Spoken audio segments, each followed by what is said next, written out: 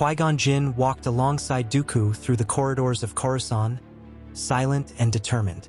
"We have strayed from the heart of the Force," said Qui-Gon, looking at the statues in the temple. "I agree, my former student," replied Dooku. "Politics has stifled the spirit." Obi-Wan remained a step behind, alert but serene with destiny. "He is ready for the trials," declared Qui-Gon, placing his hand on the apprentice's shoulder.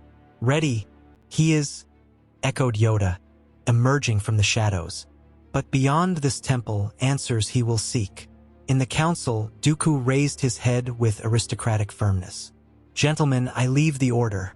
The Force calls me to another path." Qui-Gon bowed, determined. "I will accompany him.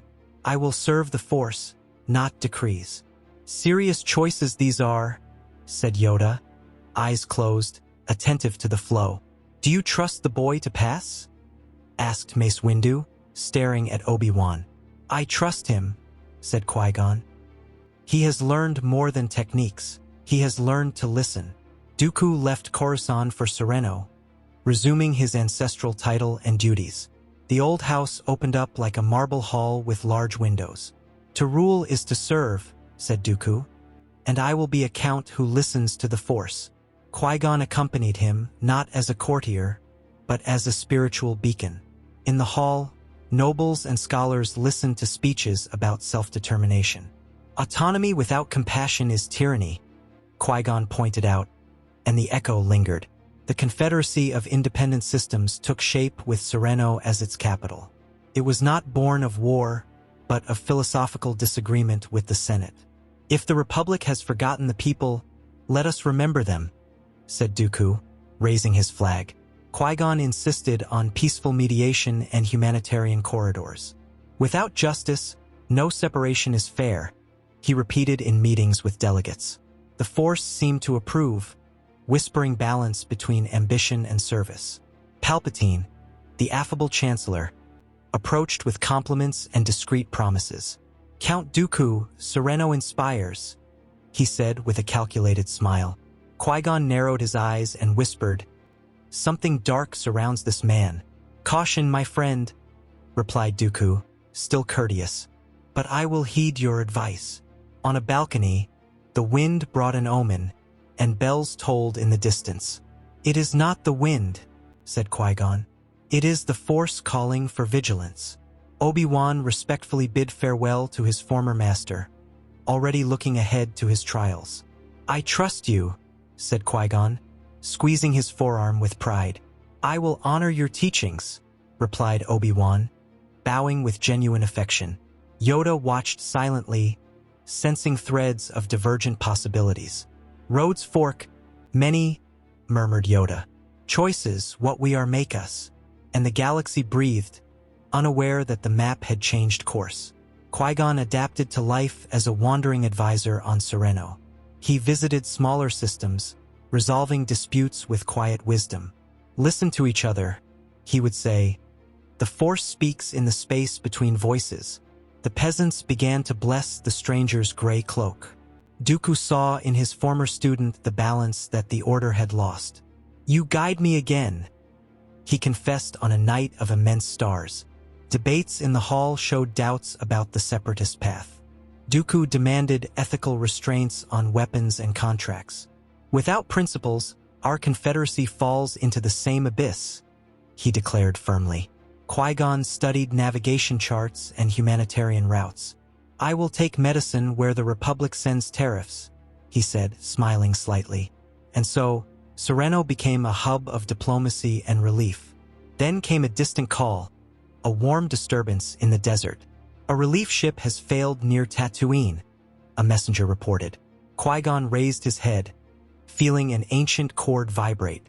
"I must go," he said, and Dooku nodded with a grave gesture. "Bring back what the Force shows you," said the Count, and the stars aligned an old prophecy on the edge of the sand. In the hangar, Palpatine reappeared, civil and cordial. "Count, we can align interests if you so desire," he hinted gently. Dooku weighed his words and intentions, keeping his distance. "We align interests with the Force, not with positions," he replied elegantly. Qui-Gon murmured. Dark rivers appear calm on the surface. Palpatine smiled. Perhaps we need good navigators, then. The departure was discreet, without fanfare, only purpose. Qui-Gon piloted toward the roughest corner of the shore. In the cockpit, he felt echoes of futures that would not happen. May the next port be a meeting, not a battle, he said. Dooku communicated. We will return when the political tide recedes. Sereno was left behind, but history ran ahead. In the continuum of the Force, paths crossed off the map. A child with light eyes appeared on the horizon of possibilities. Qui-Gon smiled, like someone recognizing an old song. Whoever it is, they will change the song for all of us. Dooku, from afar, felt the same note piercing his chest. Find them, he ordered, and bring them into the light and discipline. And so began the bridge between a noble house and a desert. Between cold marble and scorched dunes, a destiny was forming. Qui-Gon tightened his seatbelt and adjusted the ship's shields. Old friend, take me to Tatooine, he said, stroking the panel. The Force responded like a breeze in the sails of an ancient ship, and the desert ahead waited like a buried temple. Qui-Gon's ship landed on Tatooine under a merciless sun. The sand rose like smoke and drew flickering mirages. In the market, the smell of old oil mingled with spices. It was there that he heard laughter, engines, and a humble voice.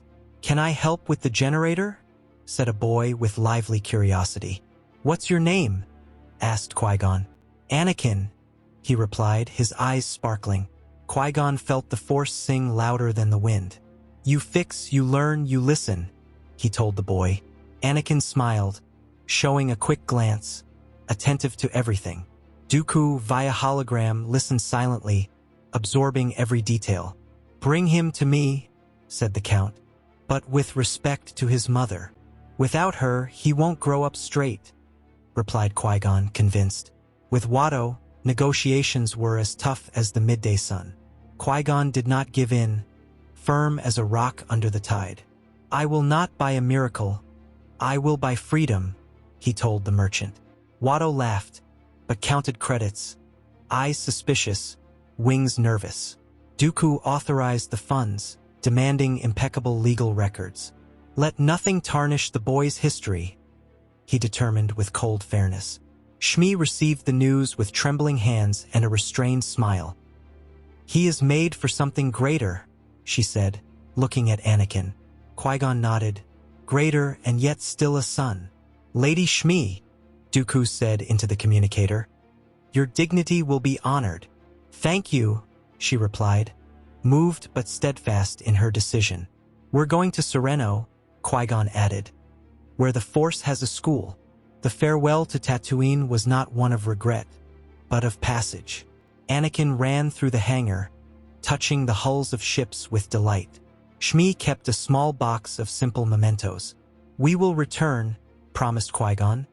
Or rather, you will never leave again. Dooku made way for the aristocratic welcoming protocols.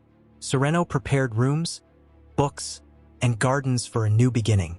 During the trip, Qui-Gon taught Anakin to listen to silence. Close your eyes and count the notes of the engine, he instructed. I hear 3 layers, Master, said the boy, laughing. Listen to the 4th. It is the Force asking for lightness, he replied. Shmi watched quietly, seeing her son flourish without chains. Dooku, upon receiving reports, devised a curriculum worthy of prophecy. In Sereno, Anakin discovered libraries with star maps. All of this is your path, Dooku said in a deep voice. But discipline will set you free, not the other way around, he added. Qui-Gon showed him gardens where the wind rang bells. Meditate while walking, not just sitting, he taught, laughing with the boy. Shmi walked among rose bushes, feeling that her home had changed its name. Formal letters arrived from Coruscant, inquiring about jurisdictions. Dooku replied with legal rigor and impeccable courtesy. We did not kidnap, he wrote. We freed and registered with the law. Yoda received the opinion and whispered, blurred lines there are. Windu pondered that the child could be observed from afar. Observed it will be, Yoda decided. But molded by care, too.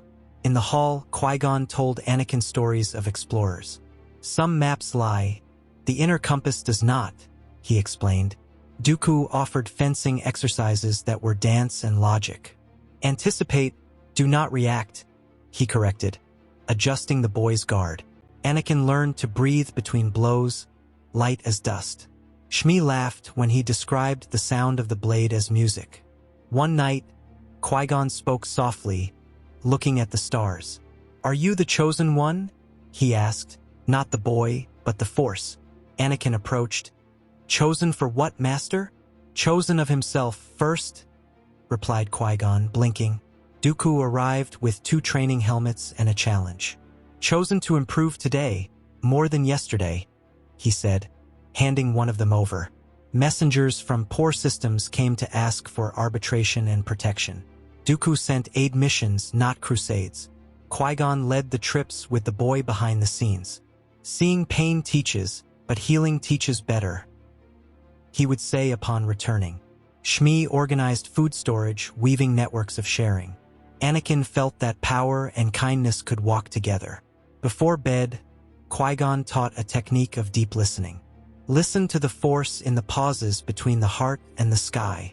"I hear my mother's voice," said Anakin, smiling. "And my voice saying, 'Go on,'" added Shmi. Dooku, from the doorway, commented gently, "Family is the discipline of love," and the house on Sereno fell asleep, shining like a beacon. The years brought precision to Anakin's hand and calm to his gaze. Dooku refined every thrust, every step, every decision. "Power without measure is a storm," warned the Count. Qui-Gon balanced this with humor and simple parables. "Sometimes the shortcut is the longest way," he reminded them. Anakin learned that winning was less than understanding. News of an agile young Togruta spread through the corridors of Sereno. Ahsoka Tano arrived like a comet, eyes alert and mind restless. "Welcome," said Qui-Gon. "Here you learn to listen and act." Dooku assessed her guard and smiled, satisfied with the foundation. Anakin bowed, joking, "Shall we dance with sabers, Snips?" "If you blink, you lose," replied Ahsoka, already in position. The trio formed a triangle of styles and temperaments. Dooku, geometry; Qui-Gon, wind; Anakin, controlled flame. Ahsoka orbited, absorbing and returning living energy. "Balance is conversation," said Qui-Gon at the end of training. "Conversation with rules," added Dooku, pointing out a foot adjustment. "And with laughter," concluded Anakin, knocking down a practice droid. Contacts with the Order continued at the diplomatic and technical levels. Windu recognized Sereno's effectiveness in critical missions. "Results speak," he said, analyzing field reports. Yoda warned, "In gray areas we may fall." "We will not fall," replied Qui-Gon. "The light has roots here." Dooku always demanded external audits to maintain transparency. On a mission to Naboo, politics met the heart. Anakin met Padme Amidala, firmness in a gentle voice. "Your people need bridges, not walls," he said. "And who builds the bridges?" asked Padme, half smiling. "Those who believe they can hold," replied Anakin sincerely. Qui-Gon observed the spark and chose to guide, not interdict. Ahsoka and Padme became friends during visits to Sereno. "You help him be better," said the Togruta after dinner. "He reminds me why I fought in politics," replied Padme. Dooku approved of their mutual respect and frank conversations. "Alliances need truth," he declared, toasting with water and ethics. Shmi saw in Padme a companion who appreciated roots and paths. On the periphery, threats emerged. Grievous collecting sabers and piles of fear, and rumors of Darth Maul, double-bladed lightsaber and sharp rancor. Sereno sent missions of containment, not conquest. Anakin led operations with strategy and minimal violence. "Win without humiliating," Qui-Gon repeated before each departure. Dooku wrote codes of conduct that became an intersystemic reference. The old duel on Naboo never happened in this timeline. Darth Maul remained a red ghost on the periphery. The past changes when the present has courage, said Qui-Gon. Ahsoka trained local troops to defend without brutalizing. Dooku demanded that military contracts come with mercy clauses. Anakin learned to retreat when saving lives was the greater victory. A nighttime council brought the four together on the terrace of Sereno. "Have we done right?" asked Anakin, looking at the fires of the galaxy. "Right is direction, not destination," replied Qui-Gon. "Direction with a map," added Dooku, placing dice on the table. "And with friends who pull us up when we stumble," said Ahsoka. Shmi brought tea and silence, 2 forms of care. The Order, seeing results, called for a joint conference. In Coruscant, diplomats heard numbers, not slogans. Windu nodded. "Effectiveness, there is." Yoda murmured. "But cloud, too." Qui-Gon replied, "Clouds rain when we forget the sky." Dooku proposed a pact of ethical cooperation with cross-auditing. Padme returned to Naboo with supplies financed by Sereno. "Bridges sustain," she said, hugging Shmi goodbye. Ahsoka accompanied her, mapping safe routes for refugees. Anakin promised visits and continued support for reconstruction. "Promises kept are worth more than beautiful promises," said Dooku. Qui-Gon nodded, seeing the future beckoning behind the gates. On the horizon, however, another kind of invitation was approaching. Palpatine wove threads of courtesy and convenience once again. "Count, leaders like you are sorely missed in the Senate," he flattered. Dooku responded with calculated detachment and a minimal smile. Qui-Gon felt the cold of space in a heated room. The Force warned him. A test of convictions and bonds was coming. Palpatine finally revealed what lay behind his polished mask. "Join me, Count," he said, his voice low and his blade hidden. "I do not join shadows," replied Dooku, firm as a rock. The duel began in a room with no honest witnesses. Lightning bolts of hatred and technique crossed like a restrained storm.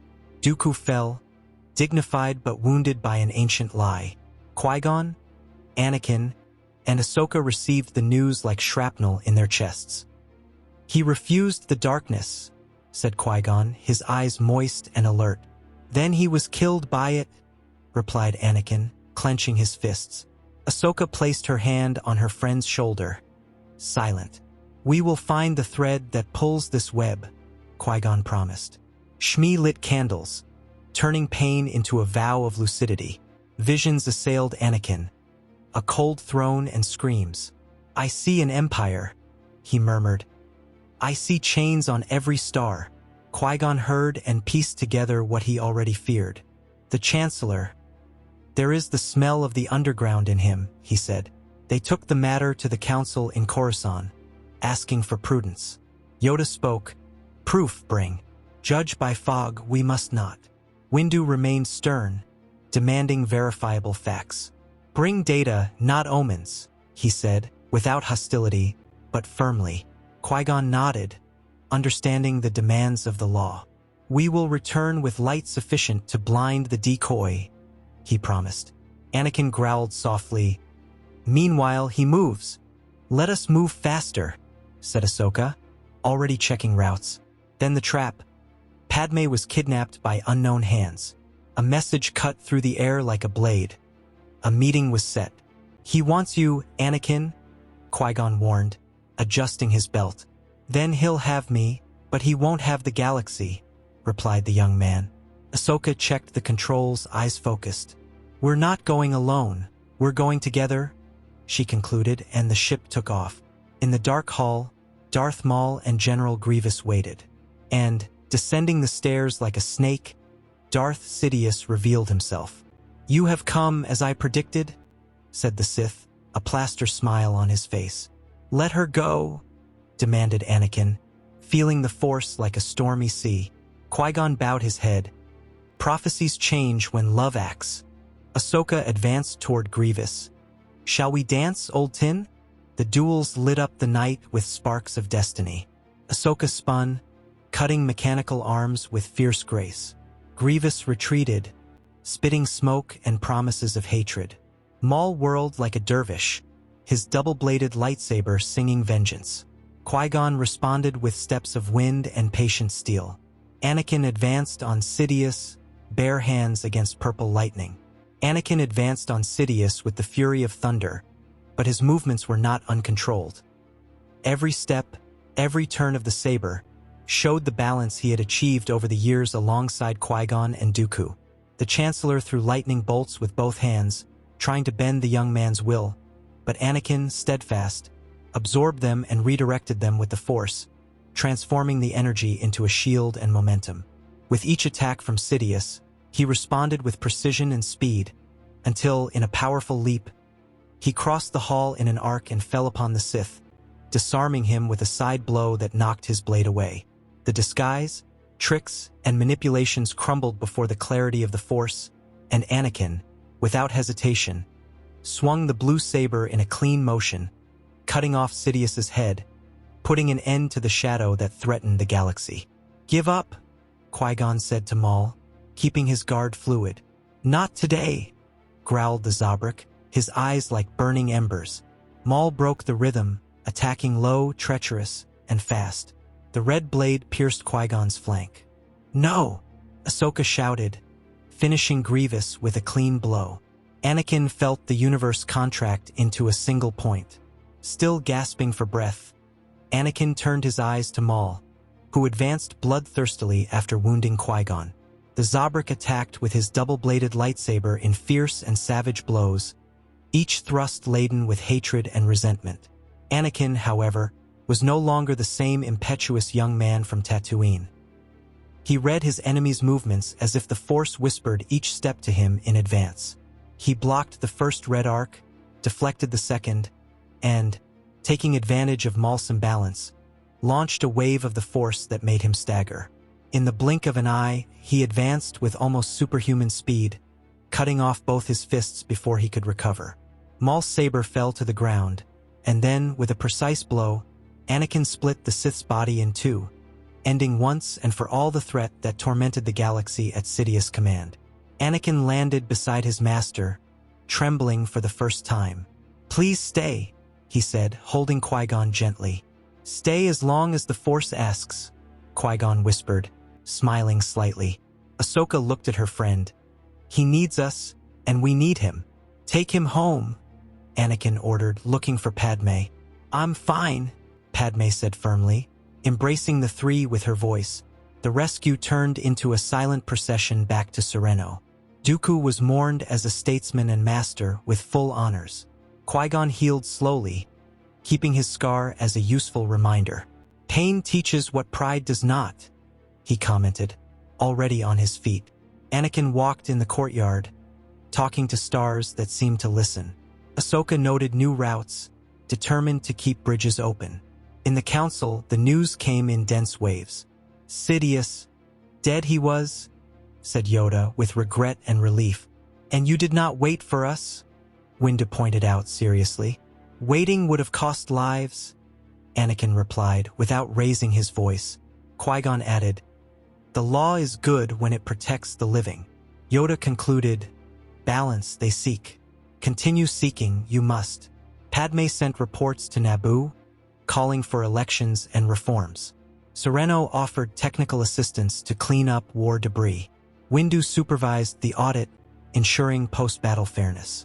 "No administrative shadows," he demanded, firm as ever. Ahsoka coordinated civil defense and mediation training.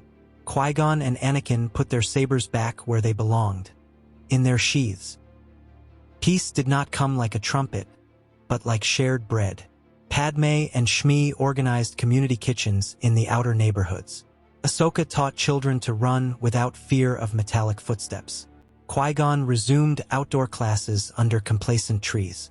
Anakin patrolled with open eyes, lightsaber off, and attentive heart. Sereno learned that true strength is strength that sustains. Anakin and Padme's wedding was simple and bright. "May the Force unite what fear separates," said Qui-Gon. Ahsoka smiled. "I promise to break up fights with training, not lectures." Shmi wiped her eyes, proud without saying much. Anakin squeezed Padme's hands. "Bridges, remember? Bridges," she repeated, and the vow became a road. With Dooku's inheritance, Anakin became Count of Sereno. Ruling does not appeal to me, he confessed. But serving does. Padme composed councils with farmers, artisans, and scholars. Qui-Gon led an open and austere Force academy. Ahsoka designed curricula that blended ethics and strategy. Shmi coordinated scholarships for orphans from forgotten borderlands. Apprentices arrived from poor and rich worlds, side by side. Call everyone by name, Padme ordered. Not by title. Anakin showed guard, posture, and listening in equal parts. Qui-Gon demanded meditation that walked and talked with life. Ahsoka opened a dojo for conflict resolution without humiliation. Sereno became a beacon for lost pilots from all over the Rim. One morning, 2 children came running down the sunny hallway. "Luke, slow down," said Padme, laughing at his uneven steps. "Leia, hands off the Count's panels," Ahsoka teased, winking. Shmi handed out fruit, saying, "Feed your training, not your haste." Qui-Gon crouched down. "Do you hear the Force when you play?" "She laughs with us," Leia replied with light seriousness. "Obi-Wan visited as a friend, not as an emissary." "I'm glad you followed what you believed in," he said to Qui-Gon. "And I, with what you have become," replied the Master sincerely. Anakin embraced him. "The door is always open, old brother." Yoda appeared via holoprojection. "Good. These changes are. Continue, they must. Vigilant, remain," he advised in a soft voice. Final reports on Sidious were delivered to the Senate. Windu read, signed, and returned them with seals and comments. "May this chapter teach more than it haunts," he noted. Ahsoka sighed with relief as she closed the last folder. Padme spoke, "Power is transparent responsibility." The galaxy applauded silently, in homes and workshops. A special room housed Dooku's records and notebooks. Anakin leafed through notes on combat geometry. "He saw patterns where I saw sparks," he commented, smiling. Qui-Gon placed a white rose on the largest tome. "Discipline and compassion, both fit into the same gesture," he said. Ahsoka concluded, "And we are the gesture that continues." At dusk on Sereno, training ended with a circle. Children recounted victories and stumbles, without fear of error. "One day I'll be a pilot," said Luke, eyes on the sky. "And I'll be a senator," said Leia, as firm as her mother. Padme hugged them both. "To serve is the destiny we have chosen." Anakin looked at Qui-Gon, thanking him without needing to speak. Messengers from formerly rival systems asked for joint training. Ahsoka traveled, taught, and returned with stories of reconciliation. Qui-Gon wrote a short book, Listening, the First Gift. Shmi reaped the fruits she had planted upon arriving in Sereno. Padme coordinated local elections with record turnout. Anakin saw, happily, bridges supported by many hands. One night, the courtyard smelled of rain before the rain. "Peace is not silence," said Qui-Gon. "It is music in tune." Yoda on the hollow chuckled softly. "Music, yes. Tune it we must." "We will take care of it," promised Ahsoka, adjusting her cloak lightly. Padme held her children's hands, feeling the world fit together. And Sereno, capital of choices, fell asleep in grateful guard. The Force, which had once whispered, now sang in chorus. There were no iron thrones, only crowded park benches. Anakin walked slowly, his lightsaber still and his mind alert. "Thank you, Master," he said to Qui-Gon, under the unmasked sky. "Thank you, student," he replied, pointing to the horizon. And the song continued because right choices also require courage.